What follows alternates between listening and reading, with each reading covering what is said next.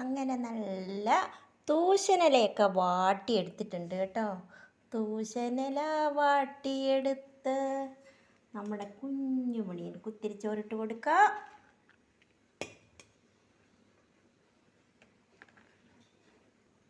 നല്ല ചൂട് ചോറാണ് കേട്ടോ, രാവിലത്തെ ചോറല്ലേ.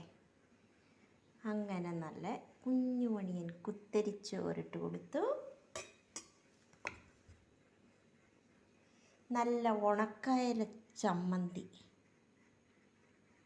ഓ, ആയി വെള്ളം വരുന്നില്ലേ? പിന്നെ അതിൻ്റെ കൂടെ നല്ല നാടൻ കോഴിമുട്ട വറുത്തത്. ആഹാ, അങ്ങനെ കേരളീയരുടെ പ്രിയപ്പെട്ട മുരിങ്ങയിലത്തോരൻ. ആർക്കും ഒഴിച്ചു കൂട്ടാൻ വയ്യാത്തതാണ്, എല്ലാ ആൾക്കാർക്കും കഴിക്കുന്ന ഒരു സാധനമല്ലേ. അങ്ങനെ മുരിങ്ങയിലത്തോരൻ വെച്ച് കൊടുത്തു.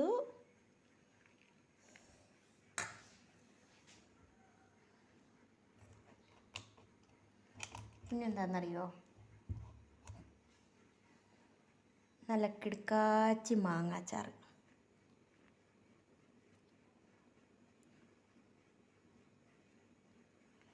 അങ്ങനെ നല്ല മാങ്ങാച്ചാറ് വെച്ച് കൊടുത്തു.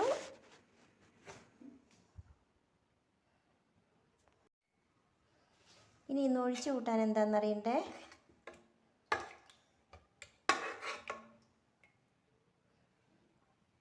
പരിപ്പും പടവലങ്ങയും കൂടെ ചാറ്.